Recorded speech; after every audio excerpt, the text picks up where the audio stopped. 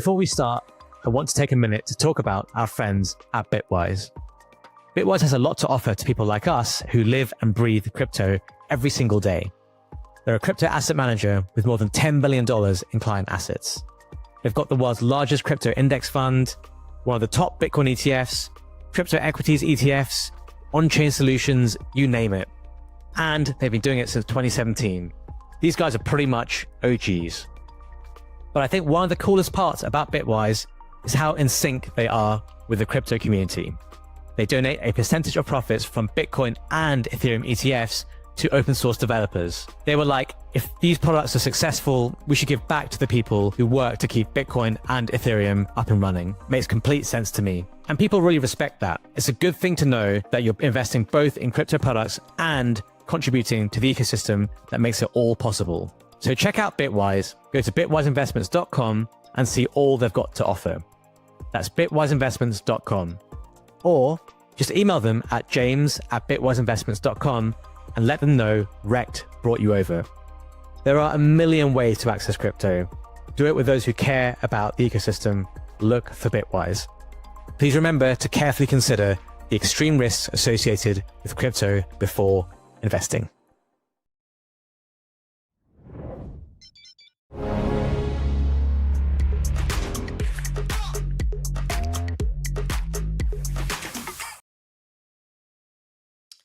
Well, good morning and good afternoon, everyone. We are back with the REKT Vision Show. We have two special guests on today in place of Mando, who is unable to make it this week, but hopefully, fingers crossed, should be back next week.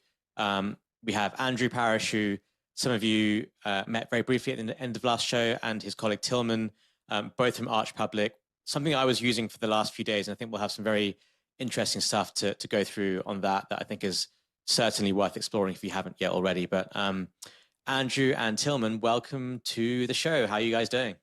Doing well. Glad to be here. Yeah, doing fantastic. Thanks for having us, Ovi. It's been a great week. It's been a fun week in the world of crypto and Bitcoin, that's for sure. Yeah. So every time I do the show, I feel like recently so much has happened during the week that I have to go onto my trading view and look at the Bitcoin chart and look at where it was last week, just to gain my bearings, especially when you're just so plugged in on a day-to-day basis. So we're actually, right now I'm sitting here feeling euphoric that Bitcoin is back at 85K, but we're actually down 5% on the week, believe it or not. Which feels like a long time ago. Yeah, right now volatility is the name of the game. Right. Yeah. So volatility is the name of the game. It's here to stay for a while. All markets are still getting used to the ebbs and flows of a new administration here in the United States and the pace and speed at which that administration is moving. So it can be a double-edged sword, meaning, for example, Trump made a ton of promises at the Bitcoin conference last year.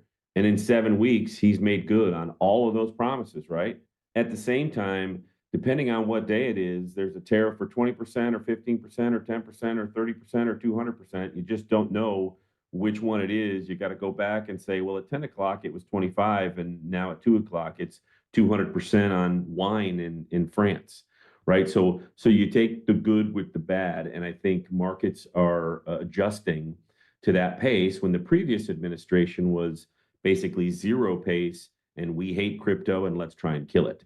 So different realities, and at the same time, trying to adjust to those realities. The markets are, extra volatile at the moment.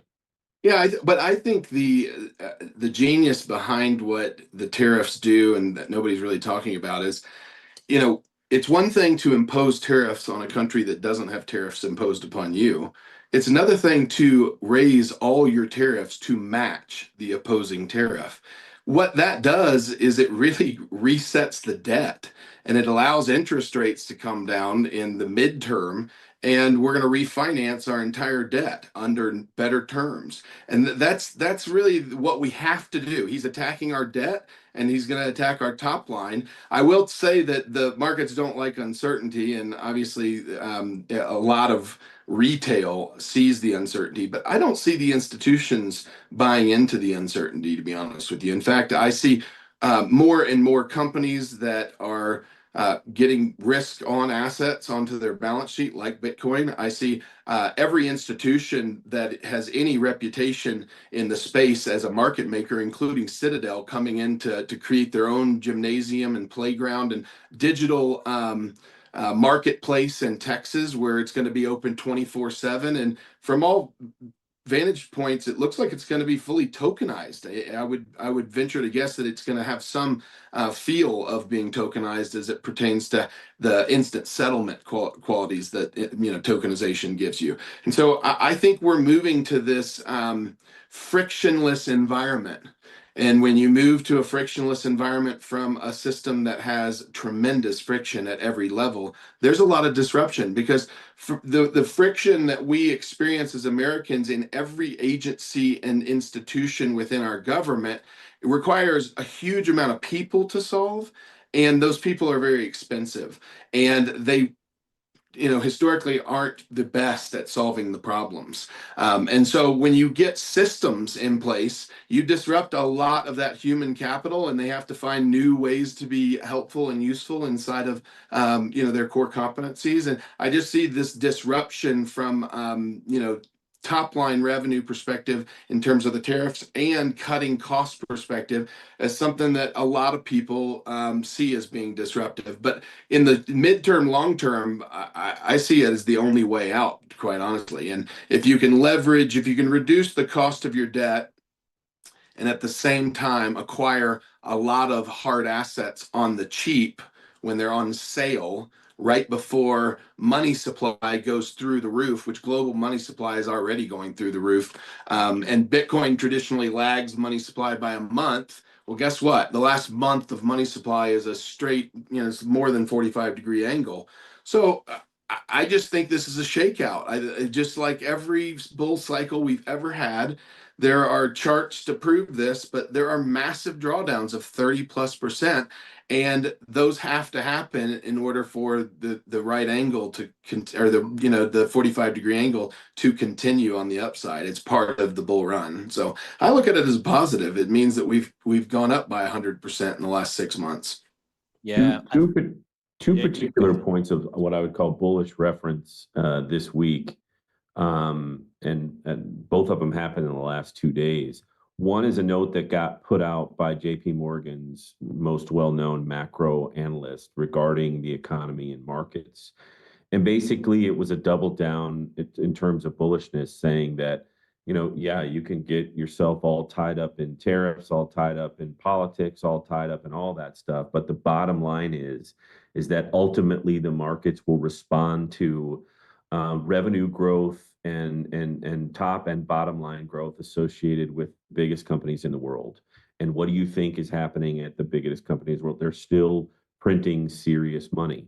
In other words, stay long, stay invested. There's no reason to allow fear to be a part of the conversation when markets are down 8 to 10% across the globe. The other point of reference for bullishness is, BlackRock has a BUIDL portfolio, BUIDL, where it's not just their Bitcoin and Ethereum spot ETFs. They've, taken positions in tokens like Aptos, Arbitrum, Avalanche, Polygon, and a couple others. The last I checked, that portfolio was right around $500 million, which for BlackRock is not that much, but it just passed $1 billion, right? Now, stay with me here. I don't think that those tokens have gone up by 100% over the last 3 months. If anything, they've gone the other way. Point being, though, is that capital increase is coming from inflows into that portfolio. And the only people that are allowed to invest in that portfolio right now at BlackRock are institutions that have meaningful relationships with BlackRock, meaning that, there is money flow still going to crypto, and the largest asset manager on the planet is encouraging money flow into not just Bitcoin and Ethereum, but other tokens that they think have meaningful utility going forward with the tokenization of markets and real world assets. And the real world assets that people have been trading in TradeFi this last year have seen tremendous inflows, and there's new assets being created every day. The one that I really was fascinated with this week, I was on a Spaces with the Bitwise team, and they were going through their Bitcoin Standard Corporations ETF. Have you guys heard about that? Yeah. That's going to change the game. And as we were listening to this, and you're seeing this, it's going to be updated quarterly with new companies that own at least 1,000 Bitcoin on their balance sheet. And so as new companies start to make these announcements, there's going to be tremendous options plays to be had on this ETF. And the more products that are created and the easier those products are to access and to use, the more users are going to take advantage of, the more liquidity is going to find them. And these companies are so tapped into the market, it'd be very hard for me to believe that they're going to all this effort. Citadel, Larry Fink, Bitwise, those types of people aren't building without knowing that the audience and the users are there is the point. The liquidity will come. So it feels like what's to blame for the volatility, which both of you guys mentioned, is Trump, is tariffs, is potentially extending to the performance of maybe some big tech stocks like Tesla, etc. All of this really, really reminds me of December 2018. There's so many parallels to that market. And I remember in 2018, I first moved to NYC to start trading out of there from London. And I was a very short bias trader back then. So I just, short into every sell-off and everything. And in December, I was like, oh man, this is finally all over. It's all going to come crashing down, these crazy big tech valuations, et cetera, et cetera, et cetera. And I was reading an article that was published on the 27th of December, 2018, which says it was something like 6 reasons for the stock market crash in 2018. And it was Trump tariffs, it was big tech valuations, it was worries about the Fed having raised rates. I think it raised rates 4 times in that year. There was a talk of inflation as well. So it was literally like the exact same concerns, almost concern for concern, almost a complete mirror of the exact same concerns as we have now under the same presidency. And, obviously what happened in 2019 was that the Fed had a huge pivot, realized that it overshot. They cut rates 3 times in 2019.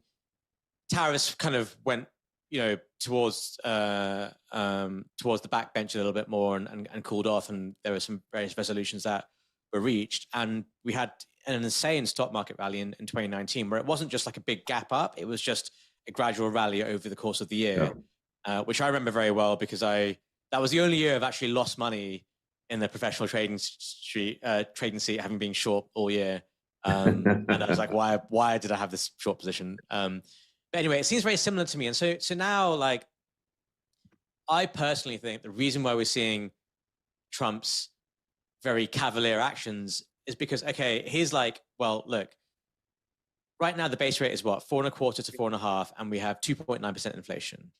Yeah. At the beginning of 2022, the base rate was 0.25 to 0.5%, and we had about 8% inflation. Right. So it was just at a completely different level, like by a huge magnitude, where there was nothing, there were no levers for the Fed to pull in 2022. It was like, oh, fuck, the economy is kind of shit and inflation is crazy high and rates is 0. So like, what the hell do we do? And it was just full on like panic. And so give away a lot of money. That's the only answer.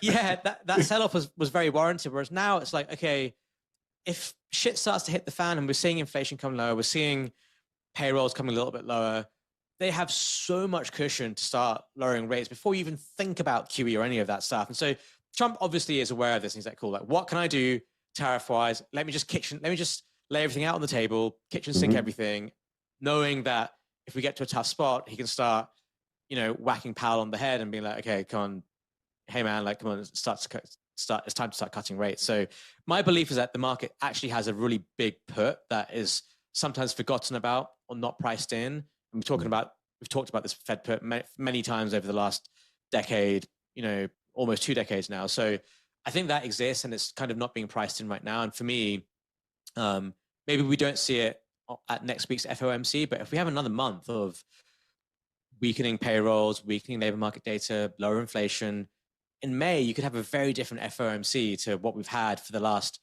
6 to 12 months, which could really be a risk-on moment for, I think, the entire market, and obviously crypto falls into that bucket as well. So that's kind of my view on a macro level. And I think for crypto, like, I don't really believe in charts, but the one chart I do believe in is following that global liquidity chart. And I think it's very, very clear that Bitcoin, the Bitcoin price action versus that has displayed like massive, very strong correlation over a long period of time. And it just seems to have lined up perfectly once again, I think, for a bounce here. So I'm definitely with you guys. And I think for the last couple of weeks on the show, Mando and I have definitely been harping on about buying risk here. And we've had moments where we felt like we've made it out the woods and then only for it to come crashing down again. But, I think that's just because we're going to have this period of chop and, I guess, volatility until maybe there's a bit more clarity on the macro front. But it's hard not to think this is a good spot to buy risk, I think, still. Well, I agree. And I think the what you hit the nail on the head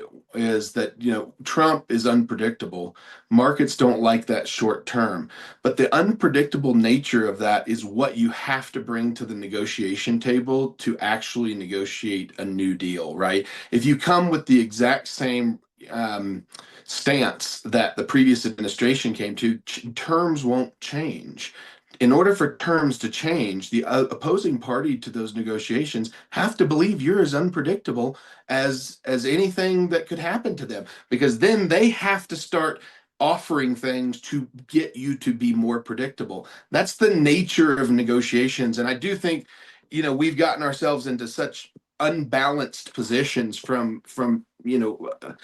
what I would consider to be fair and equitable in the global trade markets, that you have to do this in order to kind of reset everything. And matching tariffs on every other country that has tariffs on us is literally the way in which you go to zero. You reset, you go to an equal playing ground and say, okay, the previous negotiations are behind us. We're at zero now. Where would you like to go from here?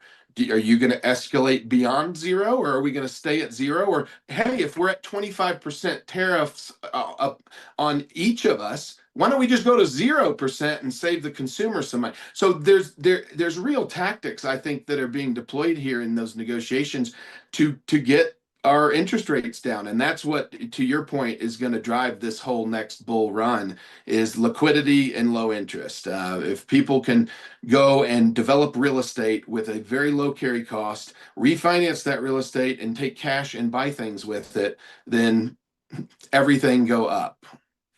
Well, Obi, we did actually solve from last week's show to this week's show the reason why there's a strategic cheese reserve on the books of the United States, because, dairy and cheese are tariffed in a big way from Canada. It's like a 200% number or something like that. So it makes sense that the United States has what was it? Swiss cheese or something? Swiss cheese. That's right. Yeah. I don't know if you know this, Tillman, but there's an actual Swiss cheese stockpile that the United States has. It's like $1.5 billion worth as well. Or yeah, something like that. It's like a lot $1 billion. Listen, when somebody needs a Reuben sandwich, nothing but the Swiss will do. Okay, we have to have our Reuben sandwiches. New York can't operate without going and getting a Reuben. By the way, Obi, have you ever watched the show Industry? I have, yes. Okay, so that just sounds like your career, going from London to New York, right? And the whole trading thing. Well, Industry, believe it or not, is I believe is based off of Barclays Capital, which is the bank I used to work at. Not surprised. Not surprised at all. It definitely. I mean, Industry is obviously a very glamorized version of. Yeah, sure. I don't want to say my life was that cool or uncool, depending on how you view it. But there's definitely a lot of similarities. And As long as you don't show up at any point in one of these shows looking like Rishi did in the last season, all bloodied up, and he'd been out all night and his life was falling apart. Yeah, as long as we're good on that, we'll be fine. But yeah, great show. It just reminded me of that when you said you'd gone from London to New York from a trading standpoint. That is very Barclays, that's for sure. Definitely right. Yeah, because Barclays was acquired by Lehman Brothers. Sorry, Barclays acquired Lehman Brothers European assets, I believe, in 2010 or whatever it was. So had quite a strong. The team that I joined was all the former Lehman credit traders. So it was an interesting. Yeah, wild times back then. I remember I almost bought Bank of America stock at $2.25. I had a limit order on for $2.25 and it got down to $2.27 and didn't fill. And to this day, I still can't forget that trade. To this day, I can't forget that trade. That was at the height of the whole panic, and is Bank of America going to go belly up? And I'm thinking, it's Bank of America. You think America is going to let Bank of America go belly up? Like, what are we talking about here? Yeah, they might be on the too big to fail list. I don't know. Maybe, just maybe. Well, speaking of volatility, pivoting here to taking advantage of volatility. The reality is, over the past 2 weeks, almost a month now, Bitcoin has seen extra volatility. We can be at 83 one day, and then there's a tweet or a post or something, and it goes to 94, and then it shimmies back down to 83, and then over the weekend we'll go down to 80, 79, then back up to where we're at now, 84 and change. Our firm, Arch Public, the idea for us is to create institutional level tools that people can then take advantage of that volatility. And so for us, it's been a labor of love to bring our products to retail investors. Again, a reminder that these tools have been institutional type tools for 40 plus years. Jim Simons was the godfather of high frequency trading / algorithmic trading at Renaissance Tech in Long Island 40 plus years ago.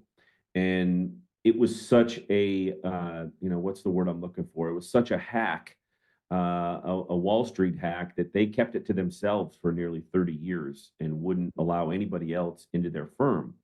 And then they opened it up to institutions about a decade ago, and Jim died like a year and a half ago. Point being, though, is that this stuff, algorithmic trading, has been part of the Barclays of the world for several decades. And Tillman and I, we had to bring it to retail because retail doesn't have the opportunity to do this. And, Obi, why don't you talk about your experience with the software over the last few days, over the last week, and what your thoughts are?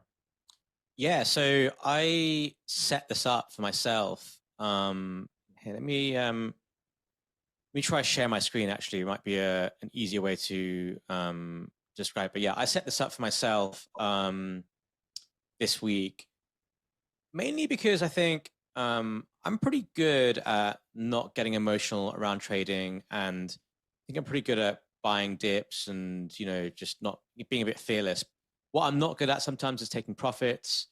What I'm not good at now is being at the desk when I want to execute sometimes. And maybe if any of you guys, I'm sure, as both of you guys have families, like you'll realize sometimes you're just not there, or crypto is a 24/7 market, and you maybe, I don't know, out playing golf on Sunday or something, and it's like, oh fuck, I just missed that big, big red wick or whatever. So that's been the main thing for me. And it's like, I would have bought Bitcoin at 79K, or I would have bought it at 78K. I would have done it in size, but I just missed it. And so, I felt in these periods of volatility, and anyone who's traded in sort of like the trenches, so to speak, in the meme coin market will understand this.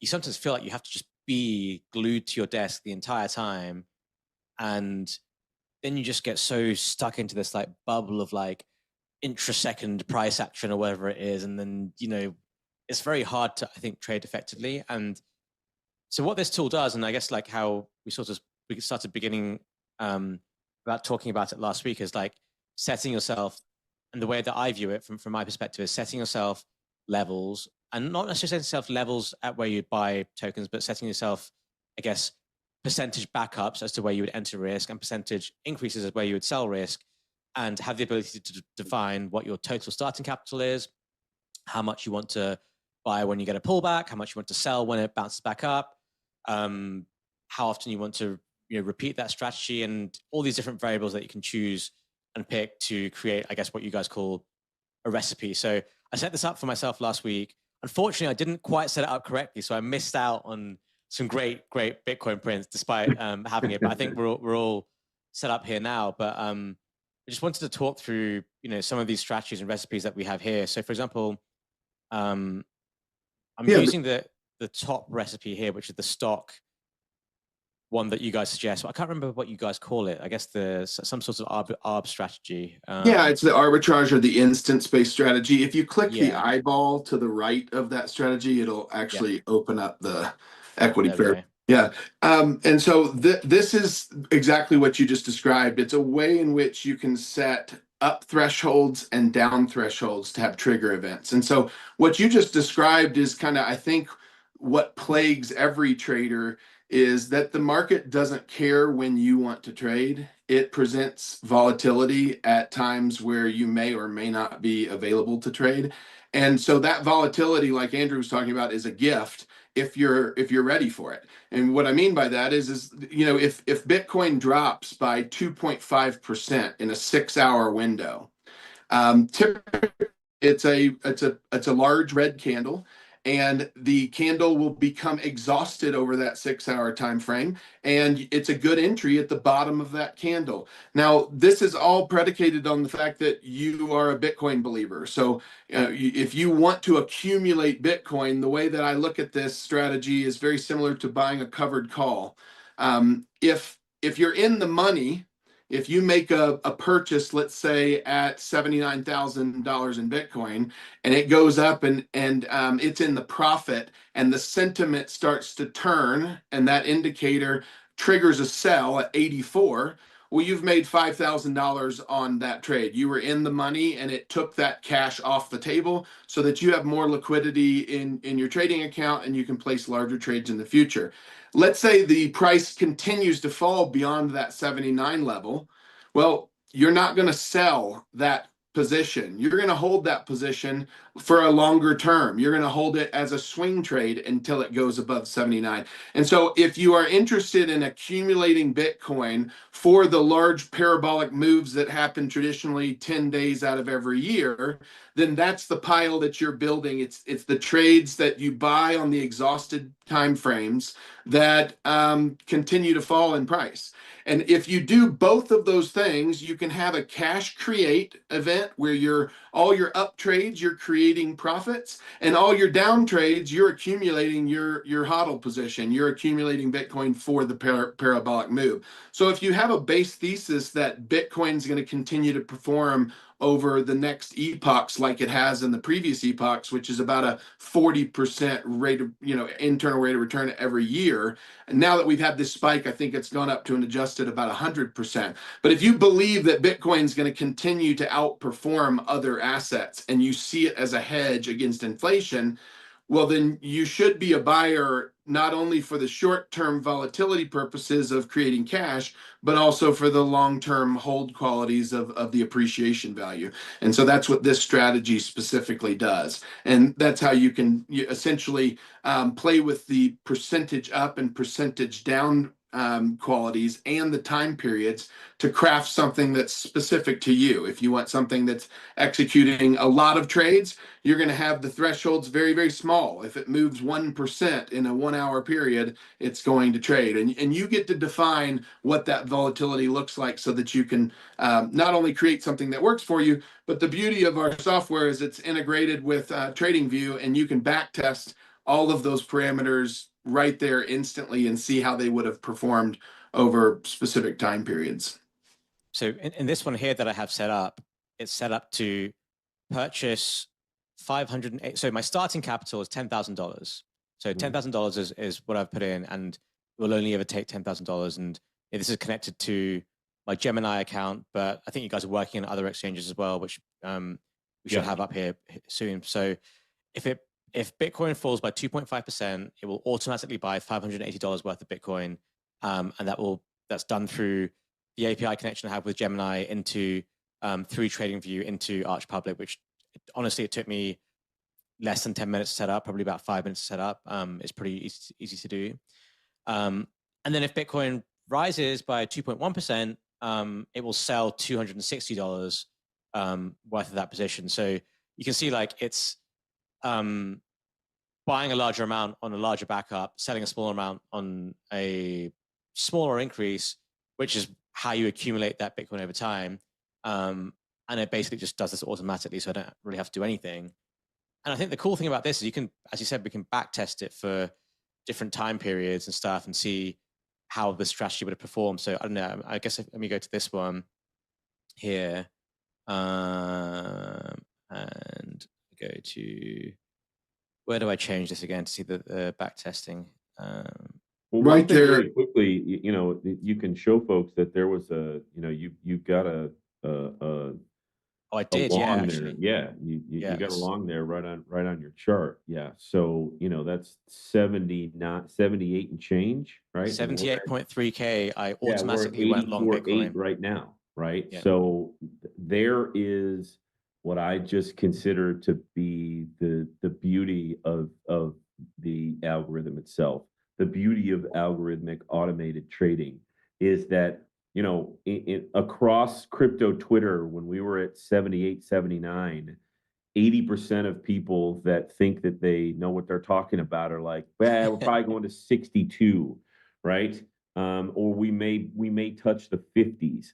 We may still do that, but in the moment, 99% of retail traders are like, how in the world am I going to have the balls to hit buy on a 78K Bitcoin print when everybody, you know, that I follow says don't do that, right? The algorithm doesn't care about anybody on crypto Twitter. It's not listening to anybody.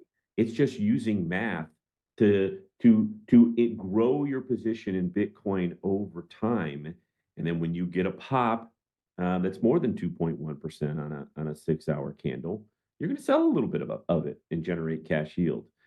Again, an extraordinary tool that removes the emotions of fear and greed and simply executes a plan that you're comfortable with over a longer and extended period of time. And you can adjust that. For example, if you notice, you know, this is a 2-week chart. If you notice that giant downturn after the big candle right at the beginning of March, you know, those 1, 2, 3, 4, 5, 6 subsequent red candles right there on the right hand side. We didn't enter any positions. The algorithm didn't enter any positions because it didn't meet the qualifications to do that. But you could absolutely change the variables to make, you know, to essentially purchase on every one of those downturns.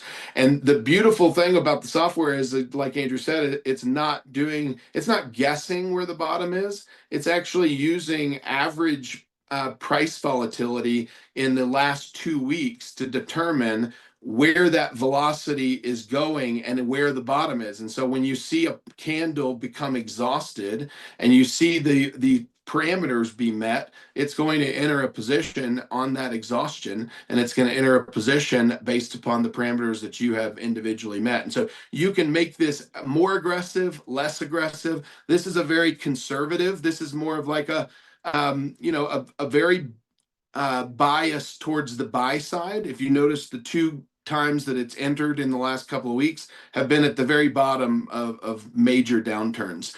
That's a conservative way to use the software. Let's switch to the intelligent buying algo, and let me run through that. So turn the eye off, so hide this one, and then turn the other one on. This one here. And then, yeah, and then double click it, and it should pull up your settings. Yeah. And then if you go down to the very bottom of this first page of settings, let's see here. No, this isn't the intelligent. Go to the third one. This is, yeah.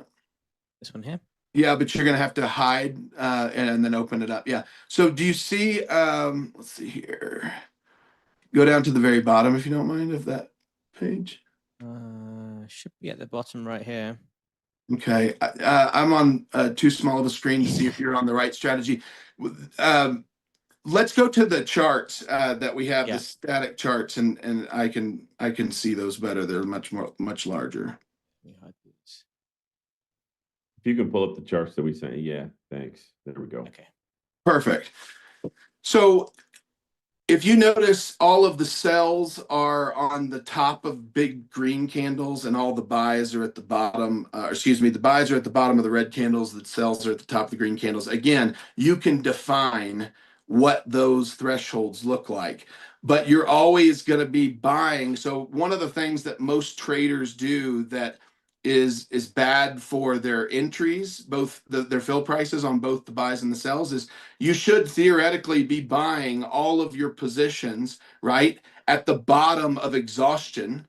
But most people start buying at the breakout. They're actually buying on green candles and selling on red candles. Those are going to get you horrible fill prices. And that's what automation gives you an advantage in the fact that it's calculating things so quickly on your behalf and then acting on those calculations that you're not caught. So for example, if you look at the middle of the screen on that giant green candle where we exited, okay, that exit happens at the top of the body, not the top of the wick, but the top of the body or the close of that giant green candle. Look at the volatility of the next green candle. Total indecision. You have no idea what to do. It actually would, as a traditional trader, you would think that's a continuation pattern because the wick on the bottom is much longer than the wick on the top, which is a bullish signal. But look at what happened. It was an absolute waterfall event. And instead of getting emotional about that waterfall event and selling on the second or the first red candle and losing 20 or 30% of the potential profit we would have, we exited on the green candle. We circumvented having to sell in the waterfall event by getting out at the top of a candle that has tons of sell liquidity. Like that's a big buy candle, and that's when you should be selling on buy candles, and you should be buying on sell candles. So if you look at the waterfall event, we got in on that third red candle. We bought a little bit, and then we bought a little bit more on the fourth candle, and then waited, and the bounce happened. And look at the exits of those two positions on green candles at the tops of the body, both in profit. So just being able to have the edge of the trigger event happening quicker than you can put your finger on the mouse and type in the trade limit price and hit execute, just that alone, we think is such a powerful notion that retail needs to see, that we've given away this software for free. If you go to our website, you can download the software. You can use it up to $10,000 of trading capital every year, and you can do that for as long as you want at absolutely zero cost.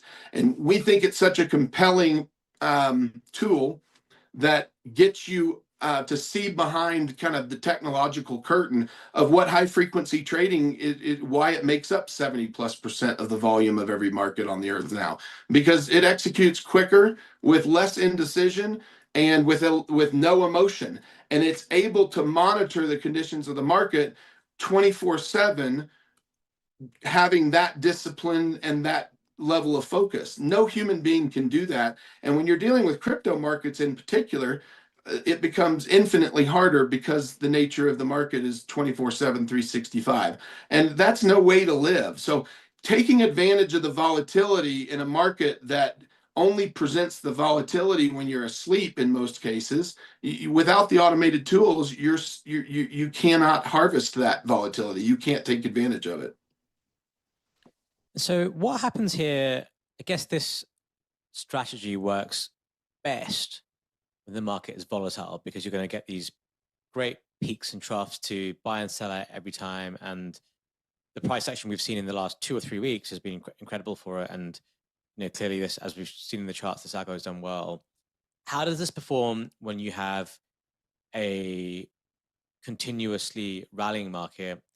How does it perform when you have a continuously market that continuously sells off, a bear market.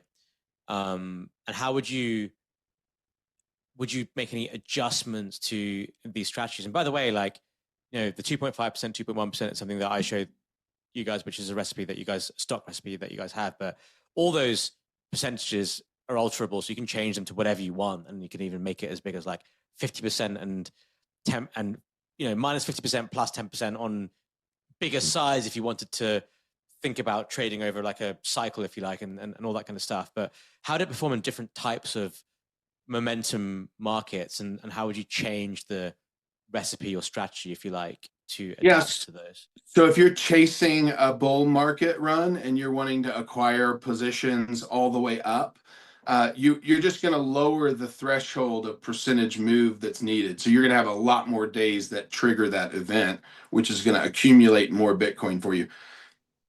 You can create the bias in whatever direction you'd like the bias.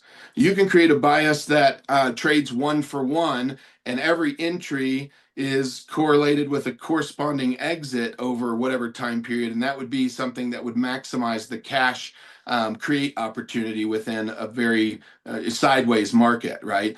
Then if it's a bull run and I have a large position and I want to accumulate more through the bull, I can set the bias on the buy side much higher than the sell side, so that the sell side triggers don't happen as often. Like maybe I want to sell during a bull run only on an up 15% day.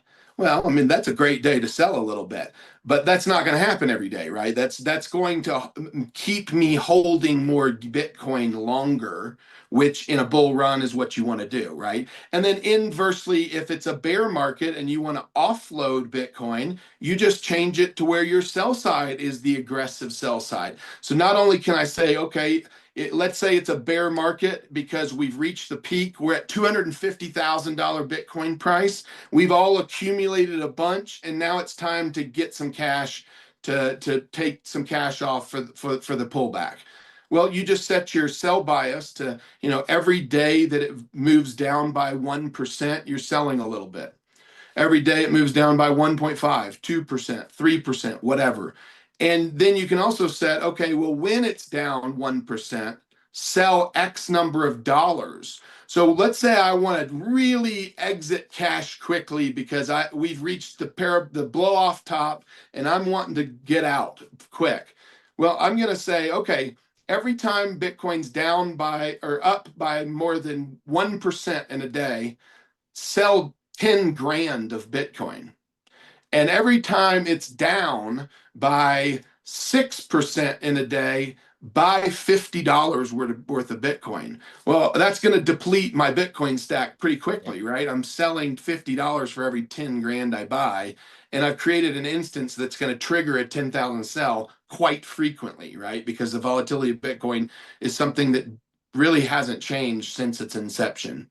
You just have to continue to zoom out to get perspective of what the volatility looked like, overall. But in each individual cycle, we've seen pullbacks of 30+%. We've seen pullbacks of 50+%. The volatility, in my opinion, based upon the fixed denominator of Bitcoin, is here to stay, because as inflation and real world dollars continue to be printed, the price of Bitcoin has to be adjusted to that. And it's not a live one-to-one adjustment. There's lots of delays in getting that money supply to the hands of people that ultimately buy Bitcoin, right? And so three really important points. If you guys have covered a lot of the technicalities, and so some 50,000 feet type stuff.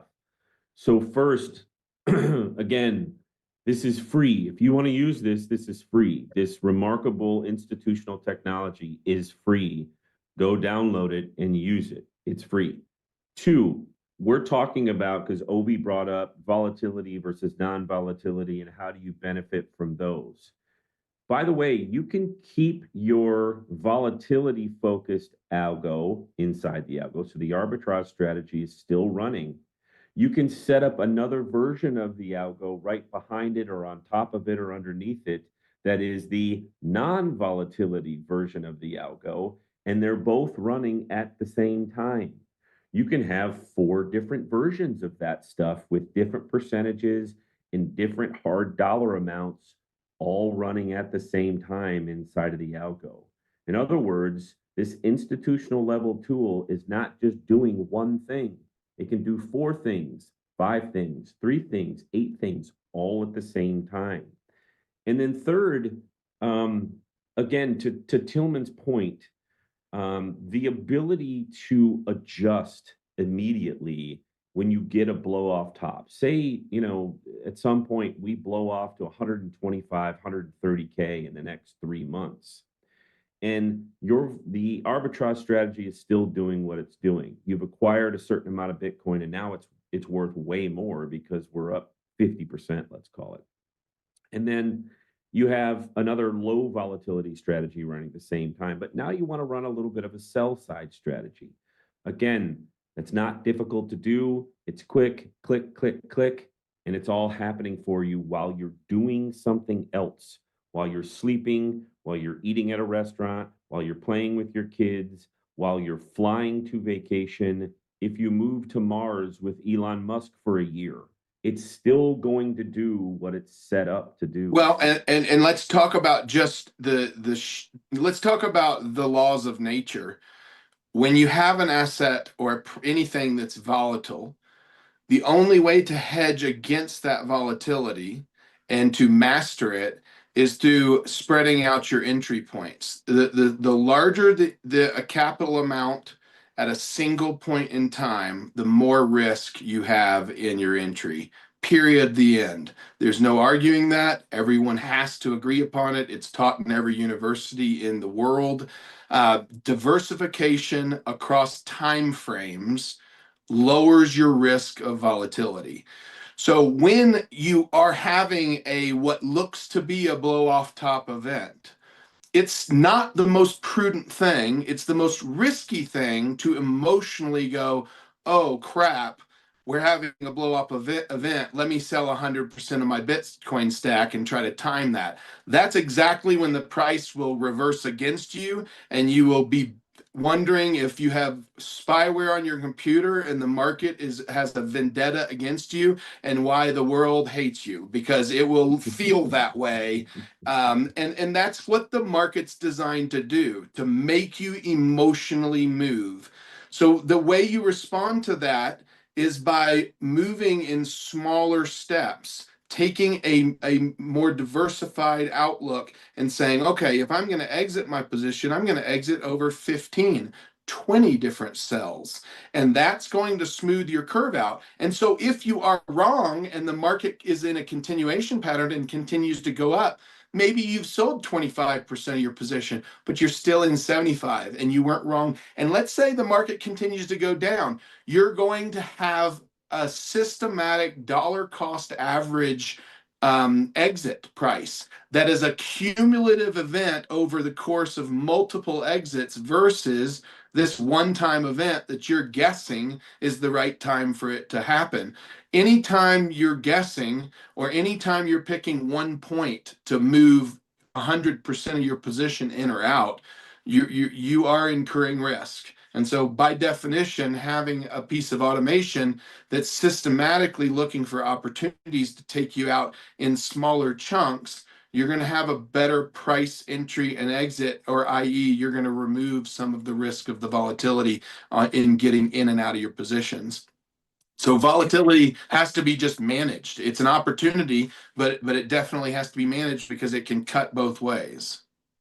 So if I wanted to, I'm quite a degenerate, like risk-taking trader. If I wanted to create like a degen version of this, is there a world where I can set it? So let's say I put in my starting capital, and let's say I buy whatever, a 5% backup or 2.5% backup. Can I set the amount that I would buy in that backup to be the entirety of my starting capital? So let's say, yes, I'll start with 10K. If it falls 2.5%, I'm going to buy 10K, and I guess we just wait until it gets back up to of that to sell it. But like, is there a way we can have that sort of setting? You can be as aggressive as you want. And let's say you put in the most aggressive settings you could come up with, and you had 10K in there. Well, when it reaches, when you start trading beyond the 10K, you just are going to get trade rejection notices. No harm, no foul. Doesn't cost you anything. It's not at the end of the world, but those trades won't go through because you don't have the capital to trade them. Yeah. Yeah. I might do that. Maybe I won't go all in on the 2.5%, but maybe I'll give myself like 4 or 5 strikes of buying dips, and then see what happens. I regard somebody that we've talked to a multitude of times is Jeff Park over at Bitwise. Are you familiar with him at all? I'm familiar with Bitwise, but yeah, not so much. He's a great follow. He's DGT10011 on Twitter. But he's one of the smartest guys in the space that I've ever come across. And he put out a tweet. Every tweet he puts out, I have to go run through Grok or some AI to figure out really what he's saying. But he put something out yesterday. It says, if you take the root Vega approach to normalizing BTC volatility, the rough multiplier for duration is 9x on the conservative end and 25x on the aggressive end. So empirically true that 1 year in crypto is 10 years in real life. And so the point he's making, and I did run it through Grok and I got the explanation. The point he's making is that Bitcoin is 9 times more volatile on the low side than the equity market and 25 times more volatile on the high side on any given year. And that opportunity of volatility is too big to ignore. That's why people are at a very sophisticated level looking at this, adding Bitcoin to their balance sheet as this force multiplier that has very limited downside risk, because if you only have 5% of your available cash sitting in Bitcoin, and even if it drops by 50%, you're down 2.5%. Well, 2.5% is a rounding error in the annual increase or reduction in inflation rate. So you can get a lot of bang for your buck for putting a little bit of money to work. But when I ran through Jeff's tweet into ChatGPT and said, so what's the best strategy to take advantage of this volatility? And it spit out literally the exact definition of how we've built this strategy, that the automated tool that we have. It's a intelligent DCA. That's the only tried and true method for removing the risk of volatility, but also capturing the opportunity of volatility at the same time. So I was pleasantly surprised. And again, Jeff, he's a great follow if you don't follow him. Well, just a reminder, and I don't think you saw it at the beginning of the show, Bitwise is the sponsor of this show. And to some degree, a bunch of Real Vision stuff. So they're fans, and Real Vision has a great relationship with them. Jeff come from the exotic derivatives department at Morgan Stanley, which, in and of itself, you have to have some, you kind of have to dream in algorithms and dream in math to be able to work and be successful in that type of department. Ovi knows based on his time at Barclays. So it is but for the common guy, right? The common guy whose job it is not to sit at 4 screens for 9 to 10 hours a day. And that's just traditional markets, by the way. Crypto is all the time on, no matter what. In fact, I think the last buy that the ARB strategy did was like at, I don't know, it was in the morning or early morning or late at night. And 4 out of the last 5 trades were overnight. Well, Sunday night's been a huge night of volatility in Bitcoin for the last 6-8 weeks. A huge night. In fact, it's the only time that the market's really moved. So an example of why having a plan, right? And this strategy gives you a clear plan. We were talking to a customer of ours a couple of days ago, and he hadn't set up the whole thing yet, and he was working on it. But he admitted to us that a couple of days ago, he panic sold 14 Bitcoin at 79K.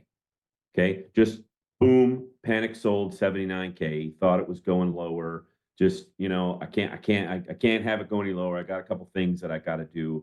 Panic sold 14 Bitcoin at 79K. This is this tool really helps you avoid mistakes like that. Yeah, it gets you out of the way, which is half the battle in trading, in my opinion, is removing your emotional responses. Saves you from yourself, basically. Exactly. Make it a little harder to act recklessly.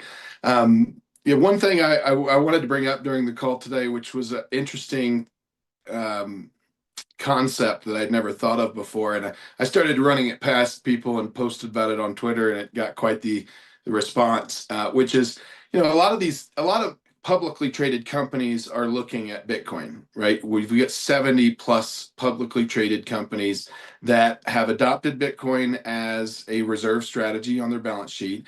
And then you have, products like Bitwise who are creating, ETFs that are specific to companies who have what they consider to be the Bitcoin standard as the core philosophy, 1,000 plus Bitcoin on their balance sheet. And so you're looking at more and more companies are wondering, how does this work with my business and how can I incorporate it? And does it have value to incorporate it? And so this train of thought started to appear for me, and I started to chase the proverbial rabbit, and it led to some interesting things. So first of all, most small businesses, if they're successful over time, they accumulate cash. And most small businesses are so busy looking at their business, plumbing companies, construction companies, they don't have time to create sophisticated investment strategies. And so most of them will lump a lot of their cash into CDs or what they consider to be somewhat liquid yield returning assets. So I started thinking about, that size of a company. How would I incorporate, if I had that type of a company, how would I incorporate Bitcoin into my overarching strategy? And it started with this central premise of risk. Okay, I love measuring risk, and I love to expose risk that I'm not aware of or that other people aren't aware of. And so there's this risk that we all incur by depositing money in banks. The risk is that the bank goes out of business. And banks are not traditionally very forthright as it pertains to telling us when they're going to go out of business. That's why the run on the bank happens, because they hold their water as long as they can, and then it finally bursts, and kind of you're stuck in the line of people out on the curb. And so I did some research in finding, okay, what's the historical rate of bank failures? And I think it's shockingly high, to be honest with you. There, since 2020, 2000 to 2025, so 25 years, there's been 569 bank failures in the United States out of 4,000 total banks. So greater than 10% of the banks that have started in the last 25 years have failed in that same time period. That to me is a shockingly high number. Then you start to dig a little deeper and you go, okay, how many banks are at risk of failing now? Well, according to the stats, 67 large banks are on the risk list now because they have over-leveraged themselves in the commercial real estate space, and the interest rate increase has created pressure on their balance sheet. And so you start to look at this overarching, then you start saying, well, the big banks don't fail. No, in 2023, a top 10 bank failed. In 2024, a top 10 bank failed. So no one's immune to the risk of your bank going out of business. I don't care even if it's the kind of the top 10 banks. So if you take that as a consideration and you have cash over 250,000 in that bank, what's the chance, which one's a lower probability, that Bitcoin goes to zero or that your bank goes out of business?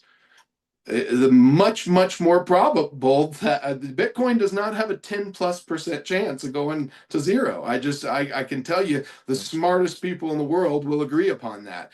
And so there's this notion that I have that, if you can't find an asset that has a a better risk reward ratio, and you don't need the cash for operations, but you want it in a highly liquid form, that scraping the excess of your cash reserves that are sitting in FDIC insured bank accounts above the 250,000 mark, and earmarking that to be DCA'd or intelligently purchased into Bitcoin would be a de-risking event. You're taking money that can go to zero, and you're removing it from that 0%, or from that chance that it goes to zero, and putting it at a higher percentage, and that's reducing overall risk in my estimation. So something to think about. It's food for thought. It's a very interesting notion that I don't think a lot of people pay attention to, but I would venture to guess that a lot of people have more than 250,000 in cash in their business account that's sitting there, and needing to be somewhat liquid for emergency purposes, but also pretty much doing nothing for the business, and has very little potential to help the business from a yield perspective and or from a growth perspective. So it's an interesting idea. I think it makes sense. I'm curious to see what that landscape looks like in 3 years' time, if we do actually see small businesses and small people just have it, even if it's like a 1% allocation to it. Exactly. That can be meaningful return given the moves, the parabolic moves you often see in crypto. So, well, emergency funds are commonly used for households, right? And what do we consider emergency fund? Something that we keep highly liquid, that's available when the world hits the fan, when everything goes bad. And I think if you look from a business perspective, and especially Silicon Bank failure, how many businesses did not have money or could access money to continue business operations? How many businesses sat there trying to figure out how they were going to make payroll?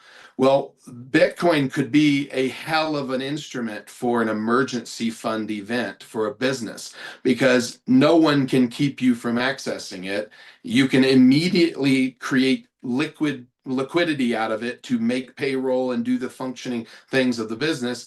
And it provides all of those safety nets in a way that no other instrument that I can think of provides. So it could be a trend. I think it will be. I think Bitcoin has some unique qualities to it from a publicly traded company perspective. Jeff touched on this on one of our podcasts, which is it really puts the fear of God in short sellers. And so it's a natural hedge against people shorting your public company. And if you look at Tesla, when they added Bitcoin, their shorts went way, way down. But there's lots of examples of that. But I think for private enterprise and for private companies, having an asset, as long as you don't need the cash in a 4-year cycle period, having an asset that has that growth potential, when margins are getting squeezed, profit margins are getting squeezed, could be a competitive advantage that allows you to take market share from your competition. Like that could be the very differentiator that allows you to make the company that you want to make as big as it can be.